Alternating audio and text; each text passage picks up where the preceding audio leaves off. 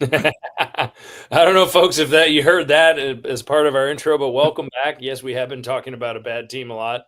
Welcome to season 8, episode 21. Yes, 21 episodes of talking about the Chicago Blackhawks.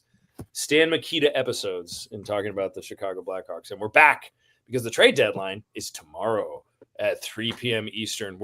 I'm Andy Campbell. I still am. We're here with Sean Fitzgerald, James O'Malley Esquire, and the Bard. Fellas, what's going on? Sean, how are you? I am wonderful. Not in my car for this one. I'm at home. Oh, good, good. Yeah. Excited to talk about the trade deadline and the excitement around the Blackhawks. Yep, Bardo, what's cooking, man? What do you got going on? Little Big Ziti, which I just finished, but yeah, all good. That's what's cooking. Oh yeah, Big Ziti, baby. I like it. Fantastic. Shout out to my wife who makes a fantastic Big Ziti. Shout out to my wife who just made awesome lasagna tonight that we enjoyed. Veggie and meat. You have both options split on the tray. Yeah, not bad. Jimmy, what's up, buddy? How are you? How's James O'Malley? Doing all right. Happy 6-month anniversary to me and my wife, my better half. Right. Lifetime to go. And screw you, John Cena. How dare you? Oh, unbelievable. I can't. He broke my heart. Oh, I can't believe it. What happened? Heel turn. He heel turned. He joined The Rock and kicked Cody Rhodes and the goodies. Yeah. Oh, we're talking about wrestling. Oh, yeah. Got it. All right. Unbelievable. Yeah. I have to get a few minutes on that one. All right. Yeah. Sorry. You got to join, man. It's a good time to watch. No, hey, no, I'm sure it's awesome. Sorry, I missed it. I thought he was in some bad movie or did something. I don't know. Hey, Sean, he's done those too. Sean, your thumbs up just went. Yeah, bad movies. John Cena. Awesome. Anyway, folks, we're back. Sean and I had a lightning pod late last week to talk about Spencer Knight and the Seth Jones trade. And let's talk about it. Let's break it down a little bit further. So Seth Jones, the often misunderstood, perhaps, Seth Jones, he was obviously very disgruntled in Chicago, signed here for a bundle, and now he's moved on. He was traded to the Florida Panthers, one of two teams he was willing to go to that were on his trade list. That and what was it? The Dallas Stars were the other one? Yep, and they were not interested. And the Blackhawks and Kyle Davidson returned back a franchise goaltender. Dare I say that? I think he is. Spencer Knight and a first-round pick in 2026. We obviously, Sean and I talked about it briefly, but since then, Spencer Knight had his first start in Chicago, and Bard, I think that went pretty well. Wouldn't you agree? Absolutely. 41 saves. I mean, how could you complain? And you got to love his comments after the game. I mean, he sounded like he is on board, really wants to be here. And so, you like hearing that.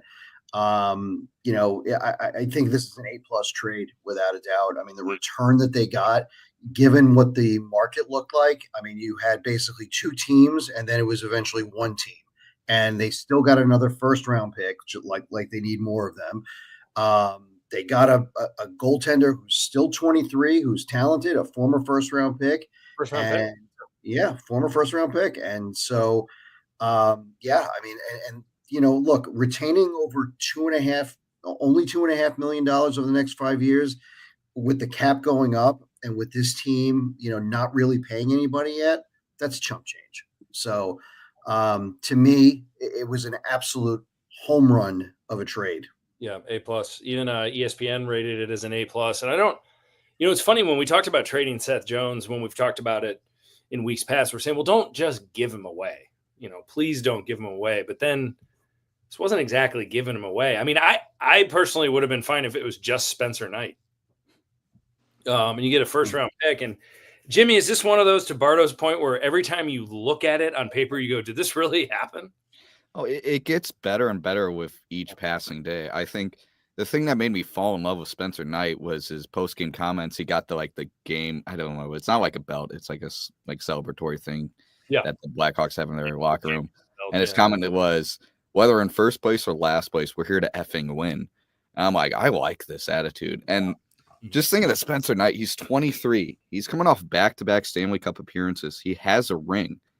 Like, he had every right to be like, oh, I'm in Chicago now. Yeah. I was at the pinnacle, and now I'm down here in the dumps. But no, he took it with stride. He came into the room saying, play me now. I want to be a part of this. It's just incredible. And to have a 23-year-old goaltender be this good, it's a dime a dozen. To just put in perspective, Drew Commesso is the same age. Right. And Drew Commesso has like 3 NHL games, and Spencer Knight has a Stanley Cup championship. Like this kid's talent. And we've been talking for a long time, talking about our concerns with Comesso's ceiling, talking about concerns about Adam Guyan and his struggles, which, hey, he just won goaltender of the week. He did. Yep. So he looks strong, but we've been talking. I think it wasn't freshman of the week. Yeah, either way. It was either goaltender or goaltender. It was only the 8th time, I think, a UMD Someone has done it. Yeah, awesome guy of the week. Yeah, and this answers one of our biggest concerns was, okay, who's that goaltender? Like, I was talking weeks ago, being like, are we getting Ravensburgen? Would we draft him with that Toronto Maple Leafs first round pick? And now, like, you got Bedard as your front page centerman. You got Lev Shinov as your top D man, and now you got a goaltender that could be the goaltender for a decade and a half. Yeah. I mean, this team is set up. In 5 years, I don't see if Kyle Davidson does this right. In 5 years, this team should be running the Western Conference. Yeah. No, they're going to be in real good shape. And Sean, I guess where I was surprised is, you think about the Florida Panthers. Obviously, they're in win now mode.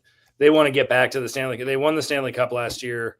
They were in the finals the year before that. For whatever reason, all NHL roads go through the state of Florida right now, which is really weird.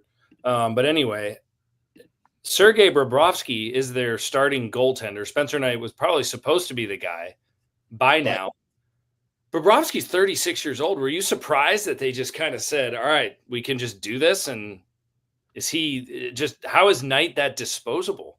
Yeah, I think it was the only really asset they had to move that wouldn't take away from the everyday lineup. That's what I think. That's the only way I can think about it this way, because they had Drieger in the minor leagues, and they traded him today for a goalie from Winnipeg. I can't think of his name. I'm going to mispronounce it. Goalie for goalie. Yeah. Yeah. But yeah. But they're thinking we're going to ride Bobrovsky the rest of the year. We're going to ride him in the playoffs. Knight, unfortunately, is. I'm guessing Kyle Davidson goes, all right, you won. We want Spencer Knight back. Yeah. And Florida was like, okay, that's a big ask, but we have Bobrovsky. We're probably going to re-sign him for 2 more years, and then hopefully have somebody ready by then to take over, or we're going to go with stopgaps until we find a goalie of the future. But the window is now, and if they wanted to acquire a player such as Seth Jones to play on their second pairing, he doesn't have to be the guy there. He wanted to go there. He's going to make their team better. I think it was a good move for both teams. And I know we live in the era of where there has to be a winner and loser, but I think this is a win-win for both teams. Yeah, I think so. It's always way too early to evaluate for sure who wins a trade and who doesn't. I mean, 5 years from now, if Florida starts rebuilding and we have Spencer Knight and we're winning cups, it'd be easy for us to be like, yeah, well, we won that trade, but Florida could still have another cup in another year or two as well. So to your point, it could be a win-win for everybody. Now, additional fallout from this. Laurent Brosseau is out for the year, has still not played in Chicago. Soderblom has had a good year for Chicago. The goalie who is falling out of favor, or has fallen out of favor now, is Peter Mrazek. He's been told, we are going with Spencer Knight and we are going with Arvid Soderblom for the rest of the season. So he just went from re-signing with the Blackhawks thinking that he was going to be their workhorse for another 2 seasons. So he's still on the hook for, 4.25 the end of this year and next year. What does that mean for Peter Mrazek's future? Bardo, what do you think? Look, I think they're going to try to trade him. Obviously, they have no retention slots, so they're going to have to, so it may be an off-season thing. But look, I mean, at least he's handling it, publicly like a pro. He's been awesome. Hint, Seth Jones next time. Yeah, everything that Seth Jones isn't. Yes. Yeah. So he's handling it like a pro. which we could all appreciate. He's not trying to be a distraction, et cetera. And I think, look, we know that these guys, knock on wood, that these goalies are one hamstring away from, being on the IL, and then all of a sudden, okay, Mrazek, we need you. So look, because trading him is going to be really tough. We know that. Maybe they'll get lucky and be able to trade him, but I don't know. It could be an off-season trade, maybe. I don't know. It could be, but if for right now, if they're going to try to trade him, it might require the Hawks to give them some sort of a sweetener, whether it's a draft pick or look, they have 9 picks in the first 2 rounds in the next 2 years. I think giving up a second won't be the end of the world. So now, so the Hawks have one more buyout that they're able to use this summer. No, I think 2 come off the books. The Rantanen one, and then is it the McCabe one? I think it's the McCabe one comes off the books, and then the Josh Bailey buyout also comes off the books. Oh, I forgot that. Huh. Yeah, that's right. Hawks legend Josh Bailey. Forgot about that. Yeah. So yeah, I mean, they're going to get retention slots right back in 2 months. It's just right now it kind of hamstrings, them, handcuffs them, I should say, handcuffs them for the trade deadline. So yeah. Yeah. So on that Seth Jones front, Jimmy, you and I were DMing back and forth about this last night, and it was, the Hawks come back from the Four Nations Cup, and they were just god awful in their first few games, and that was right when Seth Jones started publicly talking about how he wants to leave, and he really didn't stop and was very outspoken about it. Anytime there was a mic in his face, it was basically get me out of here. Now he's gone. The Hawks are playing some good hockey. They've got a 3-game point streak, as you mentioned. Have they lost kind of an albatross here? Do you think they feel kind of this, oh, good, glad he's gone? Because, that's got to be tough for a team to wear when one of your guys who is wearing an A and is supposed to be one of your leaders is saying, I just want to get out of town. I mean, yeah, we've all had that experience in a workplace where you're just working with someone that wants to quit or just put in their 2 weeks and just has not shut up about it. You just get the feeling that Seth Jones was just that guy that just wouldn't shut up about how unhappy he was with his job, wouldn't, just shut up and just do his job.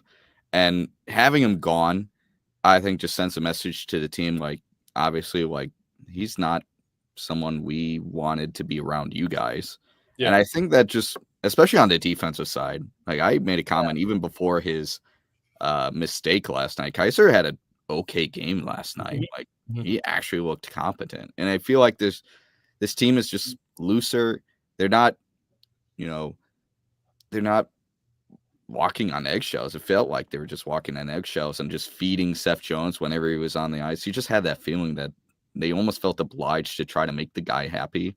Yeah, no kidding. I've much rather enjoyed watching Alex Vlasic shooting low to get rebounds on the power play than watching Seth Jones go high and wide. Yeah, over and over again. So. You just get the feeling that everyone just exhaled. I can't remember what the podcast was, but Pat Maroon was on it after the trade. Yeah. And even his comments, like that guy's a vet. Like that's a guy that's been there, done that. And he was like, yeah, this guy was just complaining. All he was doing was complaining. I'm like, yeah, like you don't want that on the team. No, I was actually going to bring up Pat Maroon's comments, not from that podcast, but actually from last night post game. He actually would, I don't remember exactly what he said, but he was obviously somebody who sounded like a leader and was like, we're firing forward and we're, that's all in the past and blah blah blah. So yeah. Yeah, I mean it's the last remnants of Stan Bowman. The last big move of the Bowman era, like the desperation move. And now there'll still be some like draft picks that kind of trickle in from Bowman, but Seth Jones is the last one. Yeah. Mm-hmm. So it's interesting. So I think I like you said earlier, Shawnee, I mean, I think both teams won this trade. Seth Jones wanted out, he got out, and he's going to one of the beasts of the East. So good for him, I guess, in a sense. And great for the Hawks. I mean, when we've had a lot of podcasts and we've had a lot of conversations of when is it going to be Comesso's time? Is he a bona fide number one? Do we have concerns about Guyan? Do they have enough goalies in the pipeline? And when you score a number one goalie at 23 years old, who in his time already in the NHL has already above 90% save percentage, that's real deal. So, and that was the most shots he's faced in a game in his first start with the Hawks. I believe it. Yeah. And the most saves he's had in a game. Yeah. Yeah. Pretty impressive. Yeah. He was really, really good. Yeah. So let's shift to the biggest topic, I think, right now around the Hawks and the trade deadline. If we've certainly exhausted this too, is Ryan Donato going or not? And it now does sound like that a first round pick at the very least is something that could happen if they move him. It's really hard to know what's going on behind closed doors and what Kyle Davidson's thinking. There might be teams that are calling saying like, look, this is the best he's ever going to be. We're not giving you a first. Who knows what is happening? If you had to put your money on it, Sean Fitzgerald, and we're going to go around the room before 3:00 tomorrow, is Ryan Donato gone? Yes. 100%. Bardo. Yes. Jimmy. I'm going to say no. I'm going to go with Jimmy just to even it out. I don't know. It's just, you get the feeling that I think the one thing that's making me hesitant, and Bard brought this up, was Cameroon's comments last night after the game. He talked very, very, what's the word I want to look for? Glowing? Very positively, like very glowingly, that's the word, about Donato. And he even said like, oh, re-signing him, that could be in the picture. Like this team likes him.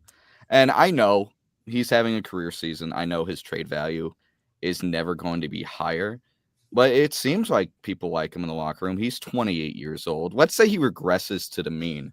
I mean, let's look at his season last year. Even last year, he was the pinnacle of healthy last year. He played 78 games when it felt like everyone on the Hawks last year was just hurt. He had 30 points. I mean, yeah, sure. Like right now he's in the 40, 50 point mark. And obviously that's what's the word I'm looking for? That's good for him. But, if he regresses to mean and like peaks at 40, 45 points a year, I think that's still worth the re-signing of about 3 years, 3.5. My whole thing is, I'm going to throw this out there. I mean, we have to go back and look at Brandon Hagel. Everybody loved him. He loved his game, that he was always given 150%. He was probably not the leader that Donato was, but he was so well liked in the locker room. And, the reality was that his value was never going to be higher. And, reality is that he's a free agent. And right now Donato is that, and they could re-sign him. There's nothing stopping them from doing that unless Tampa does it. Or whoever trades for him. But I just think that, given this market and what we're seeing, I just think that somebody's going to throw a first, maybe more. I know initially I said 2 first-round picks, but probably said it's more likely going to be 1. I think they're going to get at least a first-round pick for him. Yeah. I don't know. The Hagel thing, obviously, no one could have walked away from that at the time. No. 2 first-round picks and 2 NHL-ready players. Guys. I mean, that was just a haul for Brandon Hagel. And Shawnee, even though that thing said thumbs down, it should have been up. Yeah, I don't know why I did. I don't know why I did. I don't know. It's a mind of its own. But I don't know. That's that Hawk fan that's saying we should have kept Brandon Hagel and had Bedard. But Hagel's also 23. I just wonder, if there are people that are, not going that route with the first round pick because they're saying, well, Donato, like, what if we get him and we don't want to re-sign him and we give up a first round pick? But to Jimmy, to your take though, I mean, he kind of fits with this group, and it just seems like, I don't know. There's a big caveat that I think we're overlooking is roster construction, right? Yeah. So currently they're going to have Bertuzzi, Tavo, Foligno's under contract for next year. Mikheyev's under contract for next year. So Kurashev is probably gone. Maroon probably gone. Craig Smith. That's 4 forward spots. You have Moore, Green, James. You have all these college level prospects that are probably ready, or if not close to ready, to be playing NHL minutes. Where do you put them? You don't have any spots. Right. I agree with that. Donato being locked in, you eliminate another spot. Take a step back because they're probably going to add a free agent or two or a big time trade like that. Right. So that cuts down. Yeah, that cuts down. I agree with that, spots Sean. available. The only thing I would say, at least 3 out of 4, if not all 4 of those 4 that you mentioned, are more than likely gonna get a cup of coffee at the end of this year and maybe spend a year in Rockford next year. Yeah, I don't know, like unless Right, but in the future, like you've still got to have like some, like Bardo said, like if you sign 2 forwards, Mhm. like you've already replaced 2 of those spots. Like if you're going to bring somebody else up, or if you're going to, I think just signing Donato limits you what you can do with that roster spot, especially considering you have so many forward prospects coming up in the future. That's the only caveat I have on the whole deal. I love Ryan Donato, but I think looking at it from a macro level, the roster and how many spots you have, unless you're planning to buy out Foligno or Dickinson, like those guys are going to be here next year. Yeah, that's and true. If you lock up Donato for 3 years, then you're gonna have.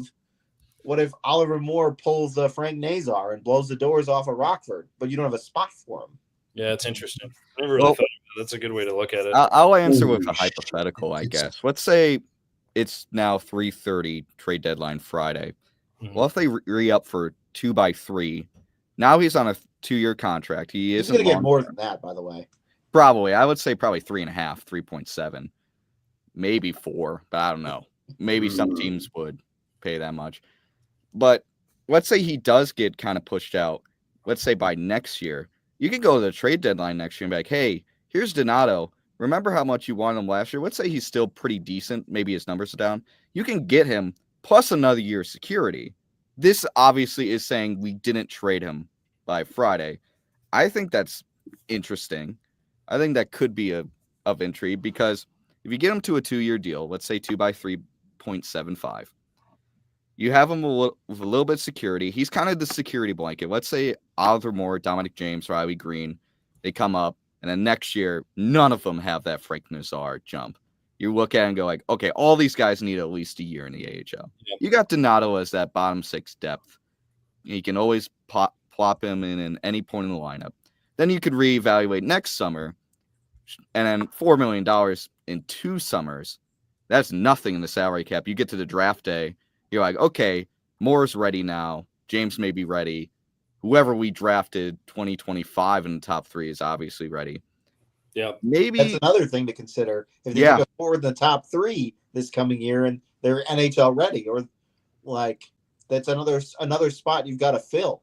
Yeah. I think the one thing we just have to remember is that, the production that we're seeing, especially a lot of the even strength goals from Donato, are happening because he's a top 6, forward right now. Sure. And theoretically next year, he's going to get pushed down in the lineup probably as a third liner, and he's not going to be as productive. So, that's why his production, we all love his production and his leadership. His leadership is probably not going to change. His production probably will, but it's like, at what price are you just going to be paying for leadership and decent production? Yeah. So, it's, you got to almost trade him now while it's, while his value is so high. And look, you could always bring him back. You can bring him back. So, I would say I'd like to trade him, especially if we get a first-round pick. It sounds like Wallman just got traded for a first-round pick. Wallman, that's what Darren Pagnato is reporting. Jake Wallman is going to Edmonton. He got traded from the San Jose Sharks. Not confirmed, but there's talk about that a first-round pick is involved. I mean, this is a 29-year-old left-handed shot defenseman. Yeah. That'll help out Edmonton a lot. Eric Andrews sent a note to us saying, wholly overpay by Stan Bowman if it is indeed a first round in return. Well, that's expected. Stan Bowman's an idiot. Yeah. Yeah. The problem is Wallman's not Stan Bowman throws him around like candy. So sorry, not Darren, but Dave. Everyone. Yeah. So that is literally going on as we speak. First round picks getting thrown out everywhere. So I don't know. It'll be really interesting to see what happens with Donato and if they decide to keep him or what. But I don't know if he can hit the open market too next year and go wherever he wants this summer. And so if you don't do that and you don't make an active effort to extend him, you could lose him for nothing and he could be highly sought after right now. So maybe you do strike when the iron's hot. Yeah, that is my nightmare. Like That's that is why I'm leaning worst towards case if you scenario. can't trade him, you have to resign him because that is too much value to let right. Exactly. walk. Like if 3 p.m. happens tomorrow and he's around, Kyle Davidson needs to call his agent and be like, let's get something done now. Yeah. Like we have nothing to do but lose for the rest of the year.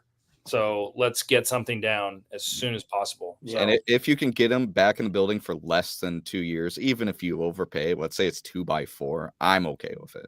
Yeah, 2x4 is okay. Yeah. Especially with the salary cap going up, and you save $7 million on getting rid of Seth Jones. Right. So I'm in for that. And maybe you're going to buy out Dickinson, or you'll buy out Foligno, or you're going to get all three.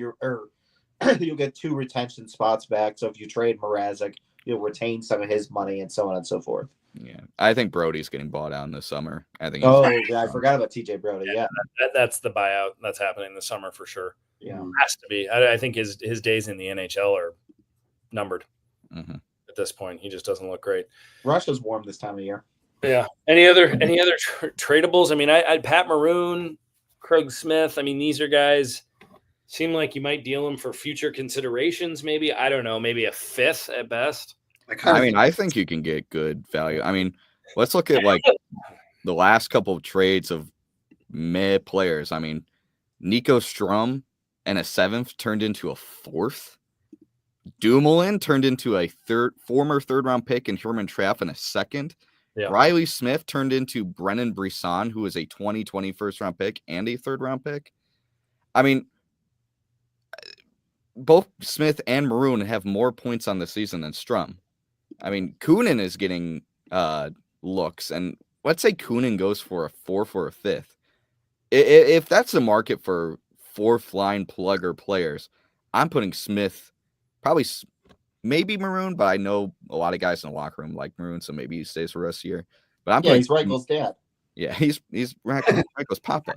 You can't let him go. Crazy uncle, yeah. But I mean, if someone's calling you and saying, "Hey, would you do Craig Smith and a 7 for a 4th-round pick," kind of like the Nico Strum deal, I'm taking it. I think that'd be a great deal. I agree. Yeah. Well, you need roster spots too if some of these kids are coming out of college. So, it's better to just give them a shot at a contender to go chase a cup versus just let him sit on his tuchus and, rot. Yeah. The NCAA tournament's going to be starting up soon, and then, we'll keep an eye on those Blackhawk prospects that are playing NCAA hockey. In a few weeks, if there's any of them that are bounced early, they might be showing up pretty soon. Yeah, or don't make the tournament. So the Big Ten tournament starts tomorrow. Minnesota is playing Notre Dame, so Sam Renzel and Oliver Moore will be playing. So they'll move on to the next round of that. Yeah, they're probably already in the NCAA tournament, regardless of where they finished in the Big Ten. They were co-Big Ten champions this year too, regular season. Yeah. So they're in. Yeah. So that's probably an auto bid, I would imagine. I would assume so. Yeah, them and Michigan State were tied. Yeah. So the Big Four that the Hawks are probably looking to sign are Renzel, Moore, Green, Ryan Green of Boston University, and probably Aiden Thompson. Yep. Kind of the 4 that have been spoken about the most. So, all are on really good college hockey programs who could all make it to the Frozen Four. And you kind of want them to. I mean, there's one theory of let's see them sooner rather than later, but then there's the other of, hey, go win and go experience winning and then bring that with you. Anything cool going on in Rockford, Jimmy? I know you're going to the game tomorrow night, but anything for us to keep an eye on? Lev Shanov's still developing well, and what else we got? Lev Shanov's still doing well. I think the problem is they have this weird schedule. They last played last Friday, and then they're playing tomorrow and then Saturday, and then they don't play again until next Friday. They have this really weird, almost breaks in their schedule where not a lot is happening. So the last week or 10 days games or so for Rockford, they've been kind of up and down. They had a 4-game win streak followed by a 3-game losing streak, and then they won their last game on Friday against the Roadrunners. That was the first game after Lev Shanov served his 1-game suspension. Right. Yeah. So not too much developing. There's still just trying to get their lineup set up for the playoffs. I think they're 6 or 8 points ahead of Iowa, and 6 points behind the Wolves, and they're sitting in 5th. That's in the Central. That's good enough for the playoffs. They would face the Wolves in the first round in a 3-game series. I don't want to say it's guaranteed, but they are probably going to sit in that 5th spot. Season's kind of coming close to a close. I wonder if they're going to try to find some AHL depth at the deadline, because they need it. They need some depth on there. Their bottom 6 has been kind of rough. I mean, that's what happens when half your good players just get sent up. They're relying on guys like Zach Sanford and Cole Gutman and Brett Sini to carry the offense, and it's been tough. Pluggers, but that's got to be. Yeah, it's been tough because you spent the first half of the season with Frank Nazar, Colton Dock, and Slager just ripping it up as the young kids. And they've been. I saw some rumblings on Twitter about this, that they've also been pressed with the veteran situation where you can only dress a certain number of veterans per night, and they've had to kind of juggle that. Yeah, especially when Athanasio was down there, which, by the way, today was reported that Athanasio was being sent back down to Rockford. Oh man, this guy. He's had a tear. He's had a I do kind of bench last night. God, he got benched by Sorensen last night. Yeah, he played 6 and 58 seconds. It just doesn't stick. It's too bad. Yeah. Which, speaking of the AHL and guys going down, tomorrow is paper transaction day. Oh, good. Oh, yeah. So when you see guys like Doc and Slaggert and Del Mastro get sent down, they didn't do anything. They're not leaving Chicago. They're more than likely still going to play tomorrow. It's just to keep them playoff eligible. Yeah, that's good. Which, by the way, that'll be an awesome team. Especially if you get guys with a lot of NHL experience on there. Imagine, Doc and Slag. I doubt Nassar would go down, but Doc and Slagger and then Del Mastro go on sale. You better get on that, man. Yeah, I mean, it'd be good, and really good. That defense could use some help. It really is Levshinov and Korchinski and then a bunch of tweener skaters. Allen's back down there. Right? He's been doing all right. He hasn't really played, but that's kind of news out of Rockford. I feel like I wish I had more, but they haven't played in the week, so we're just kind of sitting around. No, that's good stuff, though, man. And I think that the paper transaction, or what is it called again? Yeah, I just call it a paper move. That's paper move day. Yeah, no, it's good. It's good to know that because the Twitterverse is going to explode. Oh my God! Why are you sending down Doc? It's so well. Yeah. Gosh. Yeah. There has also been rumblings that Levshinov may get a cup of coffee at the end of this year in Chicago. I mean, he's played really well, especially the last month. So deserves it. I would say he does at least deserve a look. Yeah, it'll be fun. It'll be fun. It'll be fun Blackhawks fans, don't worry if he struggles when he gets to the NHL. Those 2-3 games at the end of the year, he's still 19. Right, and it also doesn't mean that he's going to make the roster out of camp next year. No, right. Regardless of how he does, and probably won't. It'd be a surprise if he did. Not saying it's impossible. I'm saying it'd be a surprise if he did next year. Yeah. So. Well, good stuff. A few other big, names being talked about in the NHL. I mean, who would have thought that Rantanen might get traded once and maybe even twice now before the trade deadline? Because it's just not working out in Carolina, is what it sounds like. So now aren't they keeping him out of the game tonight? No, they're not. That was a rumor. Playing, He was in warm-ups the last time I saw. Yeah, and so we got some clarification too. Just I'll put it out there. The Hawks cannot reacquire him this year because they're retaining part of his salary. So they can't reacquire him. I know. They can or cannot? They cannot. They cannot. Okay, got it. They cannot. July 1st, they can then acquire. They can sign him as a free agent. They cannot acquire him before that date. Yes. So that would also mean acquiring his rights. Say that again. That would also include acquiring his rights. Correct. People do that 12 hours before free agency opens. Yeah. A Hawks example, Scott Darling was traded to Carolina before his rights expired. Then Carolina inked him that long-term deal. The Hawks got a 4th-round pick. Yeah. Teams do it all the time. Right. So the Hawks cannot do that because of the retention. Correct. Okay. Yeah. Got it. Good stuff. And also, it sounds like Brad Marchand is Chris Johnston from TSN was reporting that he thinks it's a real possibility that Brad Marchand is traded to the Western Conference. Wow. So before Love to hear the reaction. another free agent to be, the Bruins are cooked. They're not going to make it. Who knows what they're going to do? He has publicly said that he wants to stick around in Boston. He wants to be here for his entire career, but who knows if he has a chance to win? Maybe he'll be on the go. That'd be a big name. I see him as like the perfect guy for the Avalanche. I was just going to say that. Oh, yeah. Could be in running around, really pain in the ass with all those guys, and just all those skill. He's got skill. He's a pain in the ass. Get in some early series with Winnipeg and just be a nightmare for them.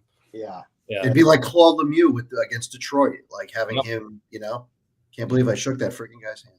Yeah. The problem is, if he makes that trade, Don Sweeney would walk in the Chris Neely's office back. Hey, I traded Marchand, and Neely back. Hey, you're fired. Yeah. I don't know. I think Sweeney and Neely are just going to hide behind all their injuries this year and be like, well, it wasn't our fault. And, everyone was hurt. We'll be better next year. Chip will be like, it's fine. It's fine. Don't worry about it. Good old boys club. Yeah. I don't know if you guys saw Brock Nelson's emotional interview. Send-off. Interview for the post game is what it was. After he scored the game-winning goal for the Islanders to beat the Jets the other night. And he was like literally in tears because it's, he's been an Islander his whole career, and it was a home game, and that could possibly be his last game before he gets traded. But I know the Islanders are doing whatever they can to try to re-sign him, but it may not work out. So it's another thing to watch. Yeah. Well, good luck to him too. So with that in mind, let's go to our trivia question of the show. All right. There's multi-parts to this. All right. So, Eric, when you listen to this tomorrow morning, make sure you have your computer ready and then tell us that you were right. So I'll take anal bum covers for 200, please. So there are 4 Norris Trophy winners that have worn a Blackhawk sweater when they won a Norris Trophy. Can you name those 4? And some of them have won more than one. Extra credit if you can name how many Norris trophies they've won. A clue I'm not going to give any clues yet until you guys are stumped. Who are the 4 that won them? The 4 players that won Norris trophies in Chicago. I know Duncan Keith has 2. Yep. What's that? Duncan Keith has 2. Duncan Keith has 2. Was it 2014 and 2011? Or was it 2000? 2010. 10. Pierre Palat. Chelios was 1, and Doug Wilson. Doug Wilson in 1982. Nice. So who has the most Norris Trophy wins out of those Blackhawks? Who won the most? Pierre Palat won 3 in a row. In the 60s. Now, sub-question. There are 3 players, and this is kind of a trick question, that at one time wore a Blackhawk uniform that have won Norris trophies. 3 who have won Norris trophies with another team, but at one time wore a Blackhawk uniform. Bobby Orr. Mm-hmm. Phil Housley. Nope. He never won. I know. He probably should have. He had over 1,000 points as a defenseman. Never won a Norris. Great call, though. Oh, I was wrong. How is it a great call? I don't know. Just because he's... what the? I almost wanted to say like Kimmo Timonen, but I was thinking. Yeah. All right. I'll give you a clue on one of them. Okay. Clue on one of them is there is also the possibility that one of the players who wore a Blackhawk jersey who won a Norris Trophy with the Blackhawks also could have won a Norris Trophy with another team. Oh, didn't That's be Chelios, right? He did. Chris Chelios. Chelios won the Norris Trophy as a Montreal Canadian. Yes. I believe that was 1999. But there is one more. Okay. There's one more Norris Trophy winner who's one of the best defensemen that ever lived, who also played for the Blackhawks at one point. Brad Park? No. Oh, man. Trevor Daley. I'm kidding. All right. Shall I spit it out? Don't tell you. Don't tell us.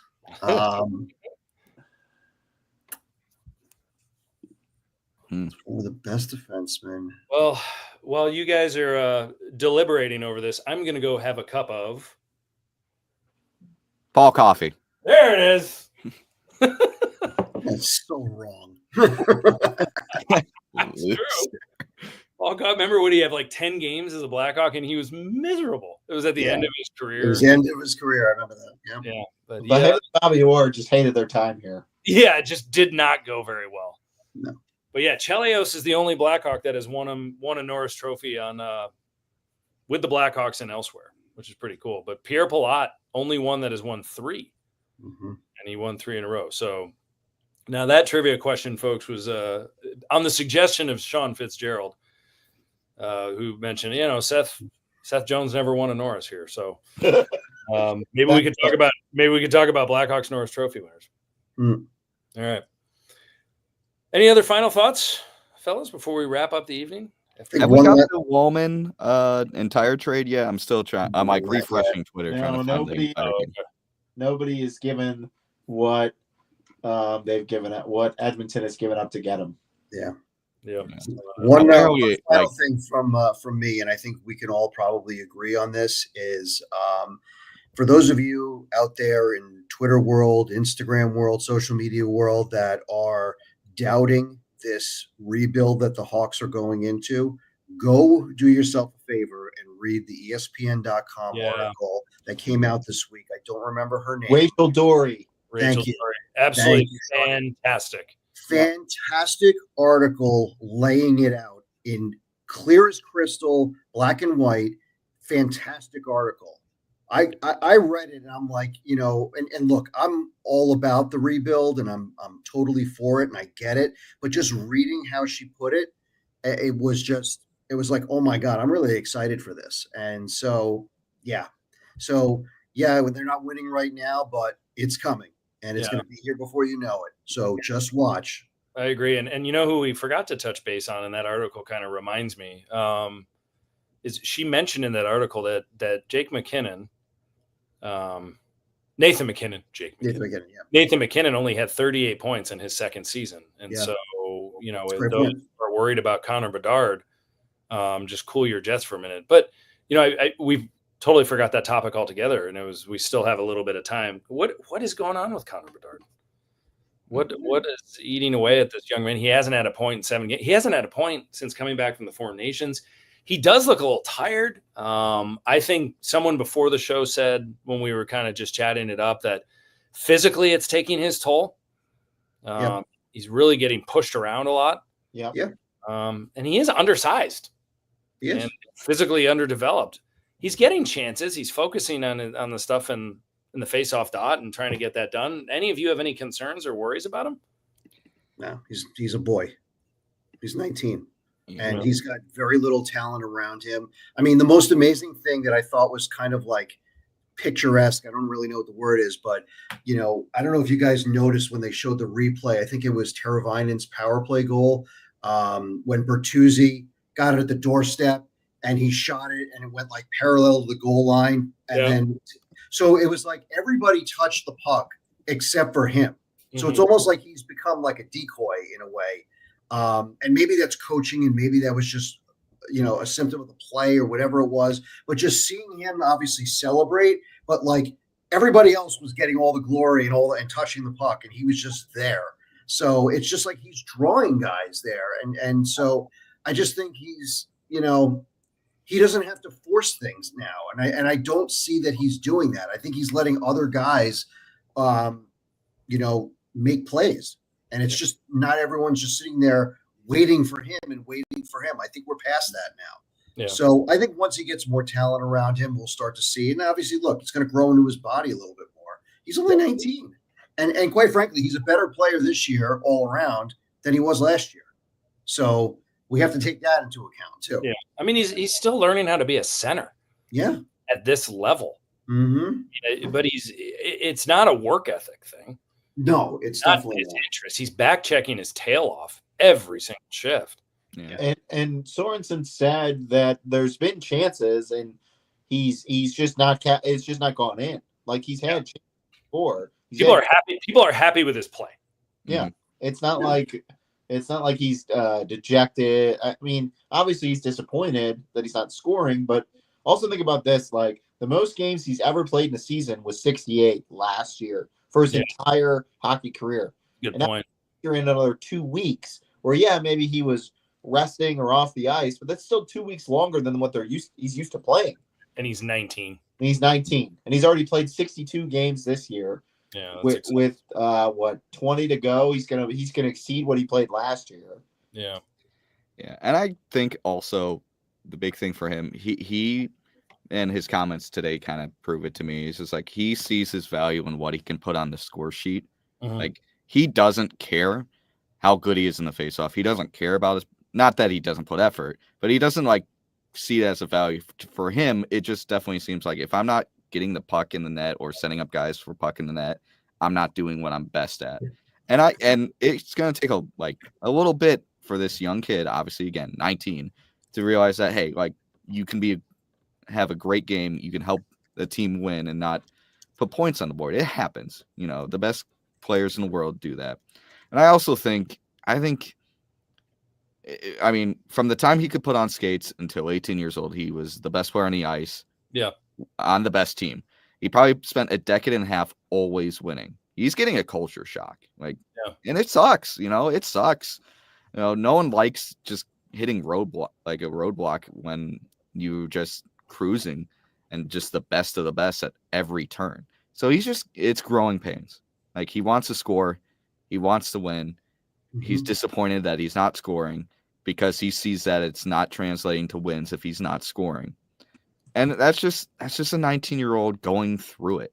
He's playing in a league with, pros, guys that are 10, 20 years his elder, multiple cups, and it's top pairing D every single night. Yeah. He's going to get it. The signs are there. Yeah. Anyone that has lost faith in his ability to be a franchise player, you need to bookmark those tweets. Bookmark the tweets. Like he's the franchise guy. He's gonna be the guy that if the Blackhawks ever get blessed with winning a Stanley Cup, he's going to get the Conn Smythe. He's going to be probably the first guy to get the cup because he'll probably grow into being a C on this team, and he'll earn it. And I'm less than concerned. He's just a kid. He's probably ready for the season to be over because he's frustrated. He's tired. Yeah. He's tired of losing. He's exhausted. And going on a cold streak when you have been the best player on the ice for 15 years of your life, it sucks. So I'm not worried. I get it. Good call, Jimmy. All he needs is just to see a couple go in the back of the net. Yeah. And he'll be right back at it. Yeah. Just hoping he has. I'd love to just see him just burst out. Oh, yeah. Like a 4.9. He hasn't had a whole lot of those this year. Last year, he'd have those games where he'd have 3 or 4 points. You'd be like, what is going on here? But it's coming. It's coming, folks. Speaking of goals, before we get out of here, Alexander Ovechkin is on pace to break the record on April 6th of this year. So be on the lookout for that. The Capitals will play the Islanders at 12:30 p.m. Eastern that day. So all right. The great 8 chase. So I like it. Let's hope he does it. He's going to. So I'm excited. It's definitely going to happen. All right, folks. Well, thanks for tuning in. We'll be back again next week and potentially with a guest. Yeah. Let's do a final prediction. Let's say, who do we think Donato's going to? Let's all pick a team. And let's check back in maybe a week from now, see if anyone was right. I got a team at the top of my head. I think it's going to be Washington. Oh, come on. That's what I was going to say. They have their first round pick this year. They need bottom 6 scoring. I think he fit perfectly on the third line. He could be a center for them if they need that third line center. I think Donato for Washington's 2025 first round pick makes a ton of sense. All right, Bardo. I was going to say LA. Ooh. Okay. LA Kings. They also have their first round pick this year. Yep.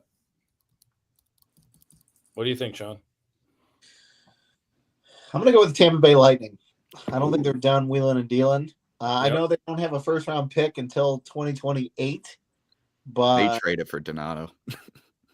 I think they could. The Hawks had some familiarity dealing with Tampa.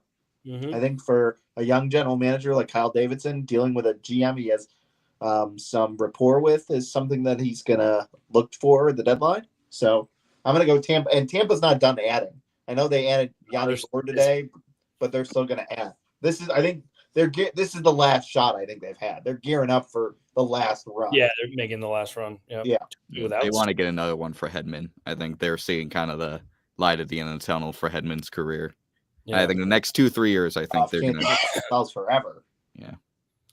All right, I'm gonna go. I know they're probably looking more D, but I'm gonna go with the Dallas Stars. Mm-hmm. They've been kind of quiet this deadline Yeah, so they've far. been really quiet, and so wondering maybe they'll just pop up and say, "Let's get a two-way forward in here to help us down the stretch." All right, we'll Makes see. sense. So, yeah, see how it goes. Now, yeah, one more question. I guess who do you want to see win the Stanley Cup this year? Ooh. Knowing that the Blackhawks won't even be a candidate. Who do you want? Okay, who do you want to see win the Stanley Cup the most, and who do you want to see win the Stanley Cup the least? I've always been a believer that if my team ain't in it, I don't give a shit who wins it. So, Okay. All right. So that's Varda can give a shit. yeah. Okay. Sean, Jimmy, would you like to play this game with me? I would like the Carolina Hurricanes to win, Okay. and who I think's gonna win. Actually, who do you not want to see win? the Minnesota Wild. Yeah, that suck. But I got a long shot Yeah. as the team I want to see win it. I want to see Columbus win it. Yeah, I think that'd be that would so be- cool. That would The be story with Gaudreau. Yeah. I mean, come on. I love rooting for Columbus. They've been my okay. I'll take that answer. Yeah. Yeah. No, I can't. I'll have what he's having. Yeah. Yeah. They've been my favorite team to root for, that is in the Chicago Blackhawks this year. They have a lot of fun players I really like. And least want to see, this is pretty obvious if you remember a trade, Toronto Maple Leafs. We have their first round pick. We got to maximize that value by getting them out of the playoffs as early as possible. So They're a first round exit. We already know that. yeah, I mean, as long as they don't win, I saw that. I would say as long as they don't win the Atlantic and they're forced to play like a team like Tampa in the first round, I think they're first round exit. Like if they have to play either Florida or Tampa in the first round, I don't think they have the firepower. Yeah. If they're lucky enough to face a team like Detroit, I think they could make it past the first round. You know, speaking of Columbus, I'm really curious to see if they, make a big move tomorrow. That would be nice for them. I think they're a soft buyer. I think they seem like the kind of team that would get Riley Smith for like a 4th or 5th. I think they're a team. They're like, we like our squad. We don't want to give up on the future though, because maybe this is just a hot streak, and we don't want to give up a first when next year is not guaranteed. But Riley Smith, he's a plug and play guy. Riley Smith and a 6th for a 4th round pick. I'll take it. Yeah. All right, I'm going to go with the team I want to see the most. I can't top the Columbus. Like if that happens, but I have to pick somebody else. Edmonton. I want to see McDavid win one when he's this player. I don't want it to be when he's 36, 37 and being moved around the NHL just to try to get him one, like a Raymond Bourque thing in Colorado. I want the best player in the world. And I think the Cup, it would be fun to have the Cup north of the border. The last time a Canadian team won, I believe, was the Montreal Canadiens in 1993. That was a long, long time ago. Who do I want to see win the least? Probably either Tampa Bay or Florida, just because I'm just kind of done with Florida and hockey. I don't want to see the Panthers win it again, just because I just don't want a back-to-back. I don't want Vegas to win it either, because their fan base has been through nothing but sweetness. And I don't want Washington to win it because of a center that plays for them. So, it's funny. Edmonton was going to be my second least favorite to win because I don't want to see Corey Perry, Evander Kane, and Stan Bowman lift the cup. If I see Stan holding that cup, I will. Again? Oh, Well, I will riot, man. I will be We've seen mad. it. but he didn't do any of that. I'd be fine with it. That's not his team. Chicago either. He changed the oil. That's not that's not his team though. If Edmonton got reconstructed and won 7 or 8 years from now, then I'd lose my mind. By the way, speaking of Edmonton, you want to laugh? Saravelli just tweeted, sounds like the Oilers have some roster constraint issues. Tonight's lineup was an adventure, and rosters expand after midnight tonight. So Edmonton is on their way to completing a deal to acquire Jake Wallman, but maybe some time before they can announce it. Dan Bowman, ladies and gentlemen. Dan Bowman. Are you sure that's not Frank Saravelli? No, it was Frank. It wasn't Frank. That's Frank. So what you're telling me is Frank is telling me I have to stay up past midnight if I want to get the deets.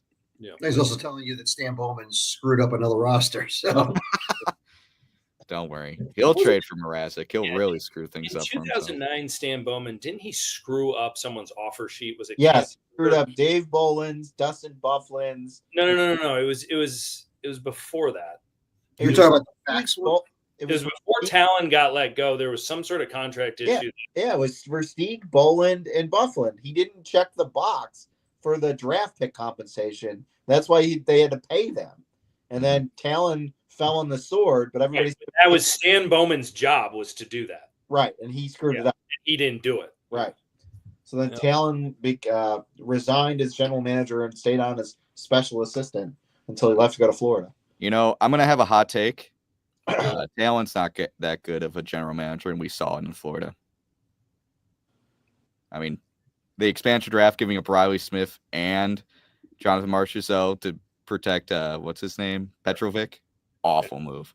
He made some really bad moves in Florida. Well, the core of that team was all drafted by Mike Smith. I mean, he was the one. It was Mike Smith.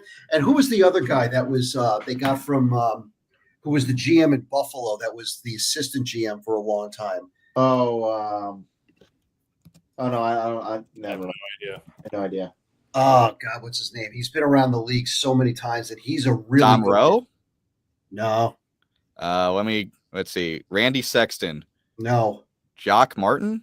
No. Jacques Cousteau. I'm looking at general managers. Mike Keenan. No.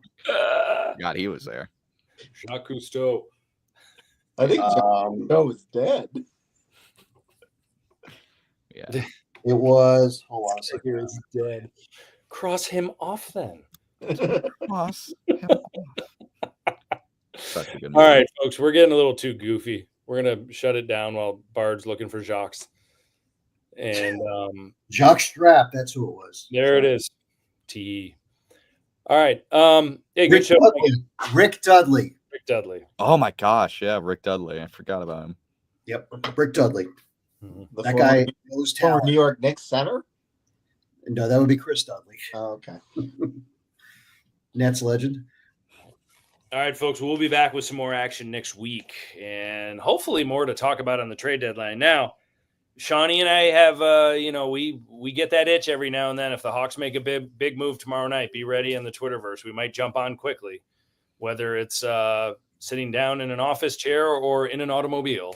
We're always ready to talk Hawks news. So thanks for joining us tonight. No, thumbs up. I don't know why you did that. I think a viewer is just messing with you. I hope so. I bet it's Eric. It totally is. Thanks for joining us tonight, folks. Go Hawks, go trade deadline, and we'll see you soon. Thanks, everybody.